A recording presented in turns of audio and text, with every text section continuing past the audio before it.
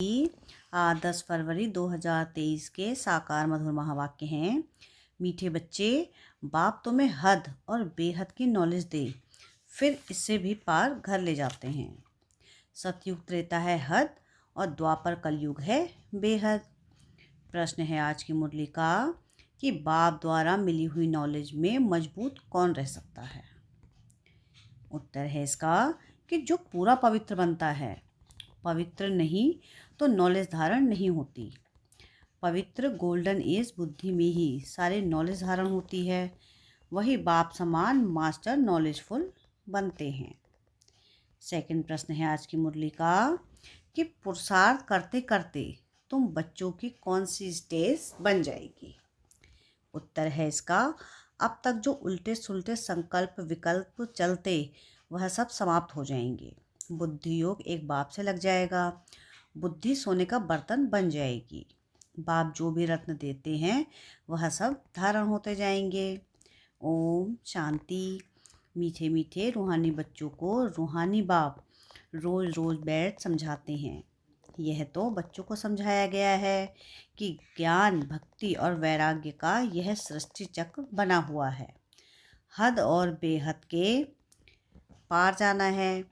कहा जाता है ना कि हद बेहद से पार, तो बुद्धि में यह ज्ञान रखना है कि हद और बेहद से पार जाना है। बाप के लिए भी कहा जाता है हद बेहद से पार। इसका भी अर्थ समझना चाहिए।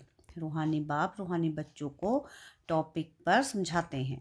ज्ञान भक्ति पीछे है वैराग्य। यह तो जानते हो ज्ञान दिन को कहा जाता है, जबकि नई दुनिया है वहाँ भक्ति होती नहीं। वह है हद की दुनिया। वहाँ बहुत थोड़े मनुष्य होते हैं, फिर धीरे धीरे बुद्धि को पाते हैं। आधा कल्प के बाद भक्ति शुरू होती है। जब ज्ञान अर्थात दिन है तो कोई संन्यास धर्म नहीं है, वैराग्य नहीं है, संन्यास व त्याग वहाँ होता नहीं। यह सब बातें बुद्धि में रहनी चाहिए। धीरे धीरे सृष्टि की वृद्धि होती जाती है। जीवात्माओं की वृद्धि होती है। आत्माएं परम धाम से आती रहती हैं। हद से शुरू होता है, इस समय बेहद में है। तो बाप हद से पार है, हद बेहद से पार है। हद में कितने थोड़े बच्चे हैं, फिर सृष्टि वृद्धि को पाती है।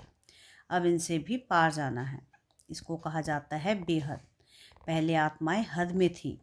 सतयुग त्रेता में पाठ बजाती थी। कहाँ 9 लाख मनुष्य, कहाँ 500-600 करोड़ चले जाओ बेहद में। मनुष्य जांच करते हैं कहाँ तक आसमान है, कहाँ तक समुद्र है। इसका अंत नहीं पा सकते। ऊपर जाने की कितनी कोशिश करते हैं, इतना तेल डालना पड़े जो फिर वापस भी आ सकें। बेहद में जा नहीं सकते, हद तक जाएंगे। हद बेहद से पार का राज बाप तुमको समझाते हैं। पहले पहले नई दुनिया में हद है, बहुत थोड़े रहते हैं। तुमको रचना के आदि मध्य अंत की नॉलेज होनी चाहिए। यह नॉलेज कोई को नहीं है, बाप को ही नहीं जानते। यह सब राज समझाने वाला बाप ही है जो हद बेहद से पार है। तो बाप बैठ तुमको रचना के आदि मध्य अंत का राज समझाते हैं। फिर बाप कहते हैं बच्चे इनसे भी पार जाओ। वहाँ तो कुछ है नहीं, आसमान ही आसमान है, जल ही जल है, जमीन आदि कुछ नहीं। इसको कहा जाता है हद बेहद से पार। इसका कोई भी अंत नहीं, इसका कोई भी अंत नहीं पा सकते हैं। बेअंत बेअंत कहते हैं, परंतु अर्थ नहीं जानते। बाप ही सारी समझ देते हैं, क्योंकि वह है श्रेष्ठ अर्थात बहुत समझदार। समझ समझकर ही बहुत समझदार माला का दाना बने हैं। मनुष्य कोई भी रचता और रचना के आदि मध्य अंत का राज नहीं समझते हैं।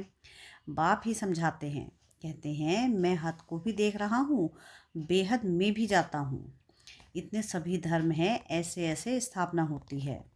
वह सतयुग है हद की सृष्टि, फिर कलयुग में है बेहद, फिर हद बेहद से पार जहाँ हमारा शांति धाम है, स्वीट होम है। सतयुग भी है स्वीट होम। वहाँ शांति भी है तो राज्य भाग भी है। वहाँ सुख और शांति दोनों ही हैं। घर जाएंगे तो वहाँ सिर्फ शांति होगी, सुख का नाम नहीं। अभी तुम शांति और सुख दोनों स्थापन कर रहे हो। वहाँ अशांति का नाम नहीं। अशांति 5 विकारों से है। यह दुनिया